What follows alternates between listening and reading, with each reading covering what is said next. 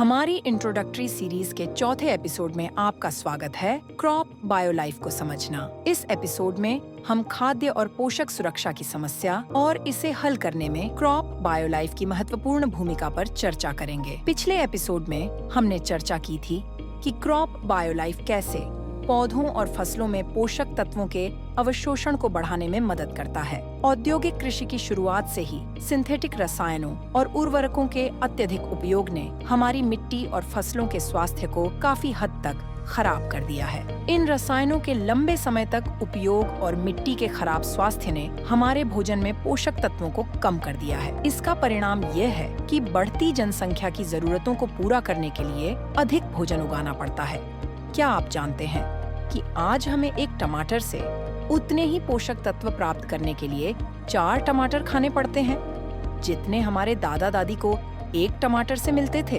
Crop बायोलाइफ कैसे मदद करता है?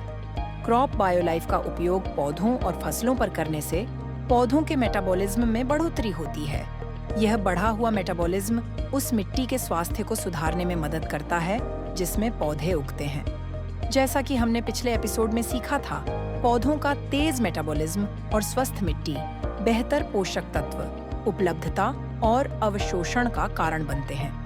क्या आप जानते हैं कि हमारे स्वाद ग्रंथियां हमें यह बताती हैं कि हमारे शरीर को किन पोषक तत्वों की जरूरत है और हमारा भोजन कितना पोषक तत्वों से भरपूर है? सीधे शब्दों में कहें तो स्वाद पोषण के बराबर है। दुर्भाग्यवश हमारे अधिकांश भोजन को कृत्रिम रूप से स्वादिष्ट बनाया जाता है। तो क्रॉप बायोलाइफ खाद्य और पोषक सुरक्षा की समस्याओं से कैसे लड़ सकता है? किसान अपनी कृषि योजनाओं में क्रॉप बायोलाइफ को शामिल करें और अपनी फसलों पर हानिकारक रसायनों का उपयोग कम करें।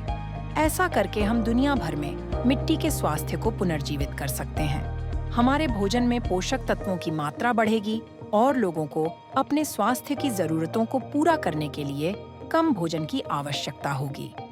स्वस्थ मिट्टी और फसलें उपलब्ध संसाधनों का अधिक कुशलतापूर्वक उपयोग करेंगी, जिससे अधिक उत्पादन होगा। क्रॉप बायोलाइफ पौधों की ऊर्जा उत्पादन को अधिक प्रभावी बनाता है, मिट्टी के स्वास्थ्य को बढ़ावा देता है, पोषक तत्वों के अवशोषण को बढ़ाता है, भोजन के पोषण घनत्व को बढ़ाता है और फसल की पैदावार को बढ़ाने में मदद करता है।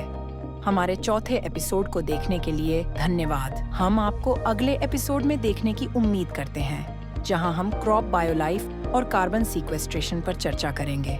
हमारे उत्पाद के बारे में अधिक जानने के लिए हमारी वेबसाइट पर जाएं।